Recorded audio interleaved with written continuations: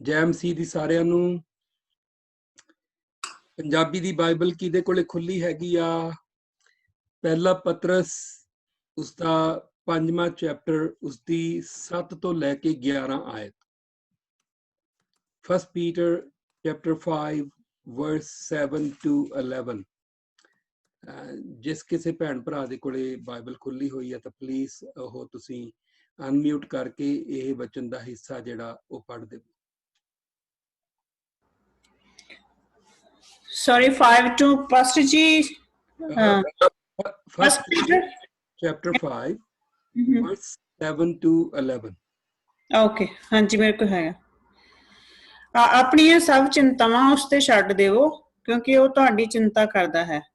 ਸਾਵਧਾਨ ਹੋ ਕੇ ਜਾਗਦੇ ਰਹੋ ਕਿਉਂਕਿ ਤੁਹਾਡਾ ਵੈਰੀ ਅਰਥਾਤ ਸ਼ੈਤਾਨ ਗਰਜਦੇ ਸ਼ੇਰ ਦੀ ਤਰ੍ਹਾਂ ਇੱਧਰ ਉੱਧਰ ਲੱਭ ਰਿਹਾ ਹੈ ਕਿ ਉਹ ਕਿਸ ਨੂੰ ਪਾੜ ਖਾਵੇ। ਤੁਸੀਂ ਵਿਸ਼ਵਾਸ ਵਿੱਚ ਅਟਲ ਬਣੋ ਅਤੇ ਉਸ ਦਾ ਮੁਕਾਬਲਾ ਡਟ ਕੇ ਕਰੋ ਕਿਉਂਕਿ ਤੁਸੀਂ ਜਾਣਦੇ ਹੋ ਕਿ ਤੁਹਾਡੇ ਸਾਥੀ ਵਿਸ਼ਵਾਸੀ ਵੀ ਸੰਸਾਰ ਭਰ ਵਿੱਚ ਇਹੋ ਜਿਹੇ ਦੁੱਖ ਹੀ ਸਹਿ ਰਹੇ ਹਨ। ਪਰਮੇਸ਼ਰ ਜੋ ਸਭ ਕਿਰਪਾ ਦਾ ਸੂਮਾ ਹੈ ਅਤੇ ਜਿਸ ਨੇ ਤੁਹਾਨੂੰ ਮਸੀਹ ਦੀ ਸੰਗਤ ਦੁਆਰਾ ਆਪਣੀ ਅਨੰਤ ਮਹਿਮਾ ਦੇ ਲਈ ਸੱਦਿਆ ਹੈ, ਉਹ ਤੁਹਾਡੇ ਕੁਝ ਸਮੇਂ ਦੁੱਖ ਸਹਿਣ ਦੇ ਪਿੱਛੋਂ ਤੁਹਾਨੂੰ ਫਿਰ ਤੋਂ ਦੁਬਾਰਾ ਖੜਾ ਕਰੇਗਾ, ਤੁਹਾਨੂੰ ਅਟਲ, ਸ਼ਕਤੀਸ਼ਾਲੀ ਅਤੇ ਨਾ ਹਿੱਲਣ ਵਾਲੀ ਨੀਂਹ ਤੇ ਖੜਿਆਂ ਕਰੇਗਾ। ਉਸੇ ਦਾ ਪ੍ਰਤਾਪ ਅਨੰਤ ਕਾਲ ਤੱਕ ਰਹੇ। ਆਮੀਨ। ਆਮੀਨ ਆਮੀਨ। ਸਿਸਟਰ ਅੰਜਲੀ, ਅਗਰ ਤੁਸੀਂ ਨਿਊ ਬਲੀਵਰ ਬਾਈਬਲ ਦੇ ਵਿੱਚੋਂ ਤੁਸੀਂ ਸਿਰਫ ਜਿਹੜਾ 5ਵਾਂ ਚੈਪਟਰ ਉਹਦੀ 7 ਤੋਂ ਲੈ ਕੇ 9 ਆਇਤ ਪੜ੍ਹ ਦਿਓ, verse 7 to 9 in NLT, New Believers Bible. Okay. Give all your worries and cares to God, for He cares about you. Stay alert. Watch out for your great enemy, the devil.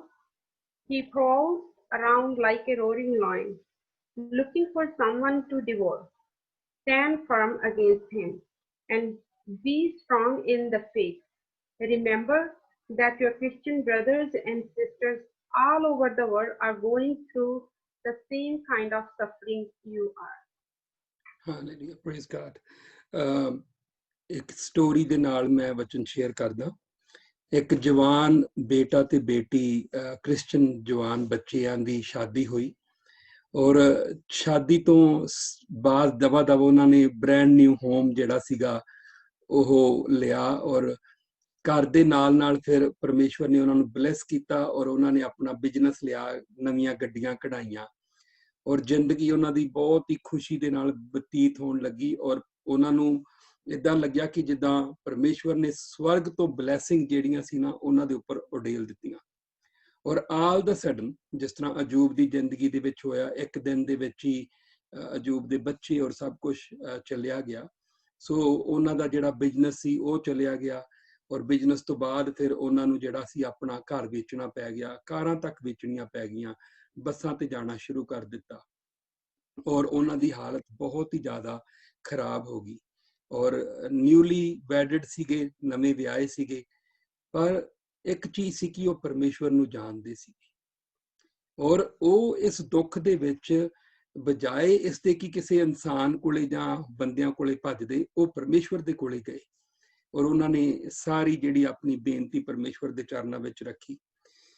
ਉਹਨਾਂ ਦੇ ਹਾਲਾਤ ਤਾਂ ਨਹੀਂ ਠੀਕ ਹੋਏਗੇ, ਉਹਨਾਂ ਦੇ ਹਾਲਾਤ ਮੁਸ਼ਕਲ ਰਹੇ, ਪਰ ਉਹਨਾਂ ਦਾ ਜਿਹੜਾ ਵਿਸ਼ਵਾਸ ਸੀ ਨਾ ਉਹ ਬਹੁਤ ਮਜ਼ਬੂਤ ਹੋਣਾ ਸ਼ੁਰੂ ਹੋ ਗਿਆ ਕਿਉਂਕਿ ਉਹਨਾਂ ਹਾਲਾਤਾਂ ਦੇ ਵਿੱਚ ਉਹ ਪਰਮੇਸ਼ਵਰ ਦੇ ਇੰਨਾ ਕਲੋਜ਼ ਆ ਗਏ ਜਿੰਨਾ ਉਹ ਬਿਜ਼ਨਸ ਤੇ ਹੋਰ ਚੀਜ਼ਾਂ ਦੇ ਨਾਲ ਕਲੋਜ਼ ਨਹੀਂ ਆਏ ਸੀ। ਉਹਨਾਂ ਨੇ ਪਰਮੇਸ਼ਵਰ ਦੀ ਹਜ਼ੂਰੀ ਨੂੰ ਆਪਣੇ ਜੀਵਨ ਵਿੱਚ ਇਸ ਤਰ੍ਹਾਂ ਮਹਿਸੂਸ ਕੀਤਾ ਕਿ ਜਿਸ ਤਰ੍ਹਾਂ ਛੋਟੀ ਤੋਂ ਛੋਟੀ ਗੱਲ ਲਈ ਵੀ ਪਰਮੇਸ਼ਵਰ ਉਹਨਾਂ ਦੀ ਆਵਾਜ਼ ਨੂੰ ਸੁਣਦਾ, ਉਹਨਾਂ ਦੇ ਨਾਲ ਆ ਔਰ ਉਹਨਾਂ ਦੀ ਗੱਲ ਦਾ ਜਵਾਬ ਦਿੰਦਾ। ਐਂਡ ਉਹਨਾਂ ਨੇ ਆਪਣੇ ਜੀਵਨ 'ਚ ਮਹਿਸੂਸ ਕੀਤਾ ਕਿ ਅਸੀਂ ਵਚਨ ਤਾਂ ਪੜ੍ਹਦੇ ਸੀ ਪਹਿਲਾਂ ਕਿ ਵਚਨ ਦੇ ਵਿੱਚ ਲਿਖਿਆ ਕਿ ਪਰਮੇਸ਼ਵਰ ਲਾਗੇ ਆ, ਪਰ ਸਾਨੂੰ ਨਹੀਂ ਪਤਾ ਸੀ ਕਿ ਪਰਮੇਸ਼ਵਰ ਇੰਨਾ ਲਾਗੇ ਆ। ਔਰ ਵਾਈਫ ਆਪਣੇ ਹਸਬੈਂਡ ਨੂੰ ਕਹਿੰਦੀ ਪਈ ਆ, ਕਹਿੰਦੀ ਕਿ ਪ੍ਰੇਜ਼ ਗਾਡ, ਅਗਰ ਸਾਡੇ ਤੇ ਇਹ ਦੁੱਖ ਦਾ ਸਮਾਂ, ਅਗਰ ਸਾਡੇ ਤੇ ਮੁਸੀਬਤ ਦਾ ਸਮਾਂ ਨਾ ਆਉਂਦਾ ਤਾਂ ਅਸੀਂ ਜਿਹੜੀ ਇਹ ਕਲੋਜ਼ਨੈਸ ਸੀਗੀ ਪਰਮੇਸ਼ਵਰ ਦੀ ਉਹ ਕਦੇ ਮਹਿਸੂਸ ਨਹੀਂ ਕਰਨੀ ਸੀ। ਸੋ ਜਿਹੜੀ 7ਵੀਂ ਆਇਤ ਹੈਗੀ ਆ ਉਸ ਦੇ ਵਿੱਚ ਅਸੀਂ ਪਰਮੇਸ਼ਵਰ ਦਾ ਪ੍ਰੋਮਿਸ ਦੇਖਦੇ ਹਾਂ ਔਰ ਪਰਮੇਸ਼ਵਰ ਦੀ ਆਫਰ ਦੇਖਦੇ ਹਾਂ ਕਮਾਂਡ ਦੇਖਦੇ ਹਾਂ, ਕਮਾਂਡ ਉਸਦੀ ਹੈ ਕਿ ਆਪਣੀਆਂ ਸਭ ਚਿੰਤਾਵਾਂ ਉਸ ਤੇ ਛੱਡ ਦੇਵੋ ਕਿਉਂਕਿ ਉਹ ਤੁਹਾਡੀ ਚਿੰਤਾ ਕਰਦਾ ਹੈ। ਐਂਡ ਵੀ ਆਲ ਨੋ ਕਿ ਬਾਈਬਲ ਬਹੁਤ ਵਾਰ ਕਹਿੰਦੀ ਆ ਕਿ ਚਿੰਤਾ ਨਾ ਕਰੋ, ਕਿਸੇ ਗੱਲ ਦੀ ਚਿੰਤਾ ਨਾ ਕਰੋ, ਹੈ ਨਾ।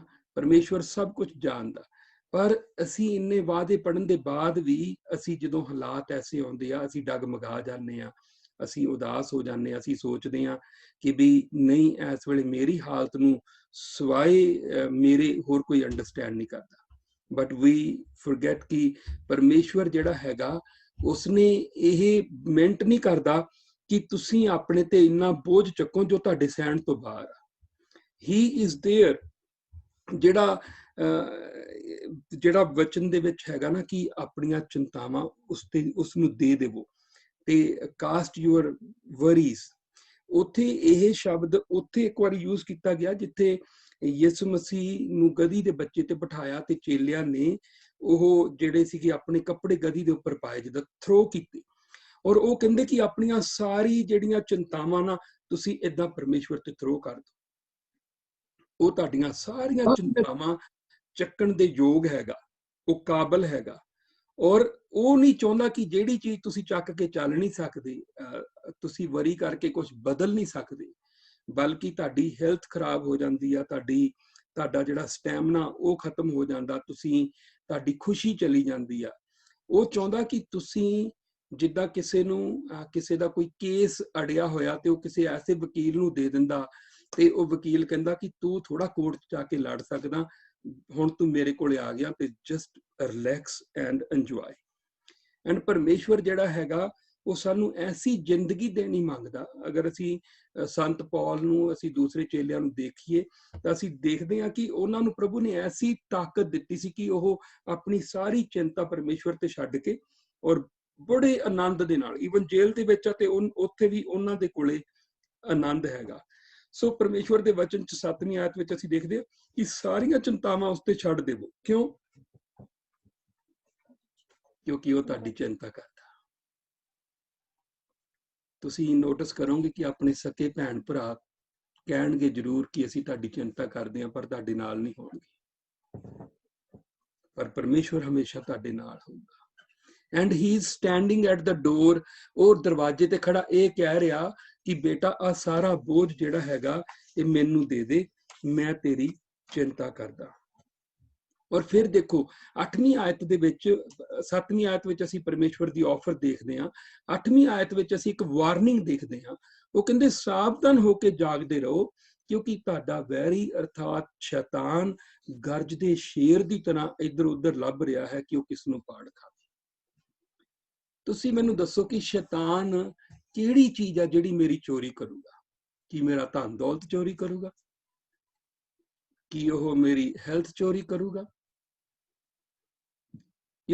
ਮੈਂ ਪਰਮੇਸ਼ਵਰ ਦੇ ਨਾਲ ਜਾਂ ਤੁਸੀਂ ਪਰਮੇਸ਼ਵਰ ਦੇ ਨਾਲ ਕਿਸ ਤਰ੍ਹਾਂ ਕਨੈਕਟ ਹੋਏ? ਵਿਸ਼ਵਾਸ ਦੇ ਦੁਆਰਾ। ਵਿਸ਼ਵਾਸ ਦੇ ਦੁਆਰਾ ਸਾਡਾ ਪਰਮੇਸ਼ਵਰ ਦੇ ਨਾਲ ਬਾਪ ਔਰ ਬੇਟੇ ਦਾ ਰਿਸ਼ਤਾ ਬਣਿਆ। ਔਰ ਉਹਨੂੰ ਮੈਂ ਹਮੇਸ਼ਾ ਇੱਕ ਪਿਕਚਰ ਦੇਖਦਾ, ਜਿਸ ਤਰ੍ਹਾਂ ਅਸੀਂ ਪਤੰਗ ਉਡਾਉਂਦੇ ਹਾਂ, ਗੁੱਡਾ ਉਡਾਉਂਦੇ ਹਾਂ, ਔਰ ਡੋਰ ਦੇ ਨਾਲ ਗੁੱਡਾ ਬੰਨਿਆ ਹੋਇਆ ਔਰ ਗੁੱਡਾ ਬਹੁਤ ਦੂਰ ਆ, ਔਰ ਡੋਰ ਦੇ ਰਾਹੀਂ ਹੀ ਕੰਟਰੋਲ ਸਾਡਾ ਗੁੱਡੇ ਦਾ ਸਾਡੇ ਕੋਲੇ ਆ। ਅਗਰ ਉਹ ਡੋਰ ਕੱਟ ਦਿੱਤੀ ਜਾਵੇ ਤਾਂ ਗੁੱਡੇ ਦਾ ਤੇ ਸਾਡਾ ਜਿਹੜਾ ਲਿੰਕ ਆ ਉਹ ਖਤਮ ਹੋ ਗਿਆ। ਔਰ ਜਦੋਂ ਵਿਸ਼ਵਾਸ ਖਤਮ ਹੋ ਗਿਆ ਤੇ ਪਰਮੇਸ਼ਵਰ ਦਾ ਤੇ ਸਾਡਾ ਰਿਸ਼ਤਾ ਜਿਹੜਾ ਖਤਮ ਹੋ ਗਿਆ। ਤਾਂ ਵੈਰੀ ਦਾ ਅਟੈਕ ਕਿੱਥੇ ਹੁੰਦਾ? ਵਿਸ਼ਵਾਸ ਦੇ ਉੱਪਰ। ਵੈਰੀ ਸਾਡੇ ਵਿਸ਼ਵਾਸ ਤੇ ਅਟੈਕ ਕਰਦਾ। ਉਹ ਕਈ ਤਰ੍ਹਾਂ ਦੇ ਸਵਾਲ ਸਾਡੇ ਮਨ ਦੇ ਵਿੱਚ ਲੈ ਕੇ ਆਉਂਦਾ। ਸ਼ਾਇਦ ਤੁਸੀਂ ਪਰਮੇਸ਼ਵਰ ਦੇ ਕਾਬਿਲ ਨਹੀਂ, ਸ਼ਾਇਦ ਤੁਸੀਂ ਜਿਹੜੇ ਹੈਗੇ ਆਹ ਗਲਤੀ ਕੀਤੀ ਆ, ਪਰਮੇਸ਼ਵਰ ਤੁਹਾਨੂੰ ਤਿਆਗ ਦੂਗਾ।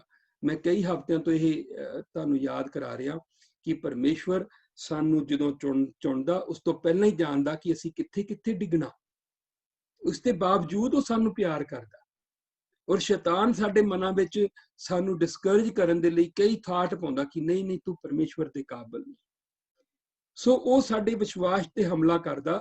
ਔਰ ਫਿਰ 9ਵੀਂ ਆਇਤ ਵਿੱਚ ਸਾਨੂੰ ਪਤਾ ਲੱਗਦਾ ਪਿਆ, ਫਿਰ ਜਦੋਂ ਪ੍ਰਭੂ ਦਾ ਦਾਸ ਕਹਿੰਦਾ ਤੁਸੀਂ ਵਿਸ਼ਵਾਸ ਵਿੱਚ ਅਟਲ ਬਣੋ ਅਤੇ ਉਸ ਦਾ ਮੁਕਾਬਲਾ ਡਟ ਕੇ ਕਰੋ। ਜਦੋਂ ਤੁਹਾਨੂੰ ਕਵੇ ਕਿ ਦੇਖ ਤੇਰਾ ਪਰਮੇਸ਼ਵਰ ਕਿੱਥੇ ਆ, ਤੇਰੇ ਹਾਲਾਤ ਤਾਂ ਉਦਾਂ ਦੇ ਹੀ ਆ, ਤਾਂ ਤੁਸੀਂ ਆਪਣੇ ਵਿਸ਼ਵਾਸ 'ਚ ਅਟਲ ਰਹੋ। ਸਦਰਕ ਮੇਸ਼ਕ ਅਬਦਨਗੋ ਦੀ ਤਰ੍ਹਾਂ ਕਿ ਜੇ ਉਹ ਮੈਨੂੰ ਬਚਾਊਗਾ ਤਦ ਵੀ ਉਹ ਮੇਰਾ ਪਰਮੇਸ਼ਵਰ ਆ, ਅਗਰ ਉਹ ਮੈਨੂੰ ਨਹੀਂ ਬਚਾਊਗਾ ਤਦ ਵੀ ਉਹ ਮੇਰਾ ਪਰਮੇਸ਼ਵਰ ਆ। ਮੈਂ ਸਿਵਾਏ ਉਸ ਤੋਂ ਕਿਸੇ ਹੋਰ ਤੇ ਵਿਸ਼ਵਾਸ ਨਹੀਂ ਕਰਾਂਗਾ, ਉਹ ਮੇਰੇ ਨਾਲ ਆ। ਉਸਨੇ ਵਾਅਦਾ ਕੀਤਾ। ਯਿਸੂ ਮਸੀਹ ਨੇ ਸ਼ੈਤਾਨ ਨੂੰ ਕਿੱਦਾਂ ਬਚਾਇਆ ਸੀ? ਸ਼ੈਤਾਨ ਨੇ ਬਾਈਬਲ ਦੇ ਵਿੱਚੋਂ ਵਰਡ ਜਿਹੜੇ ਸੀ ਉਹ ਲੈ ਕੇ ਉਸਨੂੰ ਕਿਹਾ ਕਿ ਵਚਨ ਦੇ ਵਿੱਚ ਇਹ ਲਿਖਿਆ, ਤਾਂ ਪ੍ਰਭੂ ਯਿਸੂ ਮਸੀਹ ਕਹਿੰਦੇ ਵਚਨ ਦੇ ਵਿੱਚ ਇਹ ਵੀ ਲਿਖਿਆ। ਸ਼ੈਤਾਨ ਦਾ ਡਟ ਕੇ ਮੁਕਾਬਲਾ ਅਸੀਂ ਕਦੋਂ ਕਰਦੇ ਹਾਂ? ਜਦੋਂ ਅਸੀਂ ਸ਼ੈਤਾਨ ਨੂੰ ਕਹਿੰਦੇ ਆ, ਉਹ ਸਾਨੂੰ ਯਾਦ ਕਰਾਉਂਦਾ ਕਿ ਤੇਰਾ ਪਰਮੇਸ਼ਵਰ ਕਿੱਥੇ ਆ। ਤੂੰ ਕਹਿੰਦਾ ਮੇਰਾ ਪਰਮੇਸ਼ਵਰ ਕਿੱਥੇ ਆ? ਉਹਨੇ ਆਪਣਾ ਇਕਲੌਤਾ ਬੇਟਾ ਮੇਰੇ ਲਈ ਦੇ ਦਿੱਤਾ। ਉਹ ਕਿਹੜੀ ਚੀਜ਼ ਆ ਜਿਹੜੀ ਮੇਰੇ ਤੋਂ ਉਹ ਦੂਰ ਕਰੂਗਾ? ਅਗਰ ਉਸਨੇ ਆਪਣਾ ਬੇਟਾ ਮੇਰੇ ਲਈ ਪਿੱਛੇ ਨਹੀਂ ਛੱਡਿਆ ਤਾਂ ਉਹ ਕਿਉਂ ਨਹੀਂ ਮੈਨੂੰ ਆਪਣਾ ਆਤਮਾ ਦੇਊਗਾ? ਉਹ ਕਿਉਂ ਨਹੀਂ ਮੇਰੀਆਂ ਜ਼ਰੂਰਤਾਂ ਪੂਰੀਆਂ ਕਰੂਗਾ? ਸੋ ਭੈਣੋ ਤੇ ਭਰਾਵੋ, ਵਾਰਨਿੰਗ ਵੀ ਆ। ਔਰ ਫਿਰ ਅਸੀਂ ਕੀ ਕਰਨਾ? ਅਸੀਂ ਆਪਣੇ ਵਿਸ਼ਵਾਸ ਦੇ ਵਿੱਚ ਅਟਲ ਬਣੇ ਰਹਿਣਾ। 9ਵੀਂ ਆਇਤ ਵਿੱਚ ਲਿਖਿਆ, ਤੁਸੀਂ ਵਿਸ਼ਵਾਸ ਵਿੱਚ ਅਟਲ ਬਣੋ ਅਤੇ ਉਸ ਦਾ ਮੁਕਾਬਲਾ ਡਟ ਕੇ ਕਰੋ। ਡਟ ਜਾਓ, ਪ੍ਰਭੂ ਦੇ ਚਰਨਾਂ 'ਚ ਬੈਠ ਜਾਓ। ਪ੍ਰਭੂ ਨੂੰ ਕਹੋ ਕਿ ਪ੍ਰਭੂ ਅੱਜ ਮੈਂ ਜਿਹੜੇ ਬੋਝ ਨੇ ਮੈਨੂੰ ਥੱਲੇ ਸਿੱਟ ਦਿੱਤਾ, ਅੱਜ ਉਹ ਸਾਰਾ ਬੋਝ ਮੈਂ ਤੈਨੂੰ ਦੇ ਕੇ ਮੈਂ ਵਰੀ ਫ੍ਰੀ ਹੋ ਕੇ ਸੌਣਾ। ਮੈਂ ਆਪਣੀ ਸਾਰੀ ਚਿੰਤਾ, ਮੇਰੀਆਂ ਜੋ ਵੀ ਇਸ ਵੇਲੇ ਮੇਰੇ ਹਾਲਾਤ ਹੈਗੇ ਆ, ਮੈਨੂੰ ਨਹੀਂ ਪਤਾ ਕਿ ਇਸ ਵੇਲੇ ਤੁਹਾਡੇ ਕੀ ਹਾਲਾਤ ਆ। ਸ਼ਾਇਦ ਕਰੋਨਾ ਕਰਕੇ ਕਿਸੇ ਦੀ ਜੌਬ ਚਲੀ ਗਈ ਆ, ਸ਼ਾਇਦ ਕਰੋਨਾ ਦੇ ਨਾਲ ਬੱਚਿਆਂ ਤੋਂ ਤੁਸੀਂ ਦੂਰ ਹੋ ਚੁੱਕੇ ਆ, ਸ਼ਾਇਦ ਤੁਹਾਡੀ ਹੈਲਥ ਜਿਹੜੀ ਆ ਉਹ ਤੁਹਾਨੂੰ ਤੰਗ ਕਰ ਰਹੀ ਆ, ਸ਼ਾਇਦ ਤੁਹਾਡੇ ਬਿਜ਼ਨਸ ਜਿਹੜੇ ਆ ਉਸ ਦੇ ਵਿੱਚ ਤੁਸੀਂ ਸਟਰਗਲ ਕਰ ਰਹੇ ਹੋ, ਸ਼ਾਇਦ ਤੁਹਾਡੇ ਜਿਹੜੇ ਰਿਸ਼ਤੇ ਆ ਉਹ ਇਸ ਸਮੇਂ ਦੇ ਵਿੱਚ ਕੜਵਾਹਟ ਨਾਲ ਭਰ ਗਿਆ ਕਿਉਂਕਿ ਹਾਲਾਤ ਠੀਕ ਨਹੀਂ ਹੈਗੇ।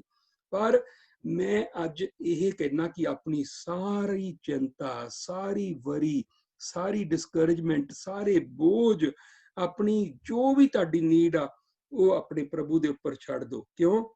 ਕਿਉਂਕਿ ਉਹ ਤੁਹਾਡੀ ਕੇਅਰ ਕਰਦਾ। ਪ੍ਰਭੂ ਖੜਾ, ਪ੍ਰਭੂ ਇਸ ਵੇਲੇ ਦਰਵਾਜ਼ੇ ਤੇ ਸਾਡੇ ਖੜਾ, ਔਰ ਪ੍ਰਭੂ ਚਾਹੁੰਦਾ ਕਿ ਬੇਟੀ ਮੈਂ ਝੋਲਾ ਲੈ ਕੇ ਆਇਆ, ਤੂੰ ਜੋ ਵੀ ਕੁਛ ਆ ਮੈਨੂੰ ਦੇ ਦੇ, ਇਸ ਦੇ ਵਿੱਚ ਪਾ ਦੇ। ਔਰ ਅੱਜ ਅਸੀਂ ਦੁਆ ਵੀ ਇਸ ਤਰ੍ਹਾਂ ਕਰਾਂਗੇ ਕਿ ਵੀ ਇਹ ਨਹੀਂ ਕਿ ਮੇਰੇ ਭੈਣੋ ਭਰਾਵੋ ਤੁਸੀਂ ਦੁਆ ਦੱਸੋ ਕਿ ਤੁਹਾਡੀ ਕੀ ਬੇਨਤੀ ਹੈ ਤੇ ਇੱਕ ਬੰਦਾ ਬੇਨਤੀ ਕਰੂਗਾ। ਨਹੀਂ, ਅੱਜ ਅਸੀਂ ਪ੍ਰਭੂ ਦੀ ਆਤਮਾ ਵਿੱਚ ਇਦਾਂ ਦੁਆ ਕਰਾਂਗੇ ਕਿ ਜਿਸਨੇ ਵੀ ਆਪਣਾ ਬੋਝ ਪ੍ਰਭੂ ਨੂੰ ਦੇਣਾ, ਅਨਮਿਊਟ ਕਰੋ, ਅੱਖਾਂ ਬੰਦ ਕਰੋ ਔਰ ਆਪਣਾ ਸਾਰਾ ਬੋਝ ਪ੍ਰਭੂ ਦੇ ਚਰਨਾਂ ਵਿੱਚ ਰੱਖ ਕੇ ਆਰਾਮ ਦੇ ਨਾਲ ਇਹ ਵਿਸ਼ਵਾਸ ਰੱਖਣਾ ਕਿ ਮੈਂ ਇਹ ਬੋਝ ਪ੍ਰਭੂ ਨੂੰ ਦੇ ਦਿੱਤਾ, ਉਸਨੇ ਇਹ ਬੋਝ ਲੈ ਲਿਆ, ਹੁਣ ਮੈਨੂੰ ਫਿਕਰ ਕਰਨ ਦੀ ਲੋੜ ਨਹੀਂ, ਹੁਣ ਇਹ ਉਸਦਾ ਕੰਮ ਆ। ਆਮੇਨ। ਸੋ ਜਿੱਦਾਂ ਵੀ ਪ੍ਰਭੂ ਤੁਹਾਨੂੰ ਲੀਡ ਕਰੇ ਇਸ ਵੇਲੇ ਦੁਆ ਦੇ ਲਈ, ਤੁਸੀਂ ਆਪਣੇ ਆਪ ਨੂੰ ਅਨਮਿਊਟ ਕਰੋ ਔਰ ਆਪਣੀ ਰਿਕੁਐਸਟ ਜਿਹੜੀ ਆ ਉਹ ਪ੍ਰਭੂ ਦੇ ਚਰਨਾਂ ਦੇ ਵਿੱਚ ਰੱਖੋ। God bless you. ਖੁਦਾਵੰਦ ਤੁਹਾਨੂੰ ਬੜੀ ਬਰਕਤ ਦੇਵੇ। ਔਰ ਮੇਰੀ ਦੁਆ ਕਿ ਤੁਸੀਂ ਅੱਜ ਸਾਰਾ ਆਪਣਾ ਬੋਝ ਪ੍ਰਭੂ ਦੇ ਚਰਨਾਂ 'ਚ ਵਿਸ਼ਵਾਸ ਨਾਲ ਰੱਖ ਕੇ ਵਰੀ ਫ੍ਰੀ ਹੋ ਕੇ ਸੌਵੋ।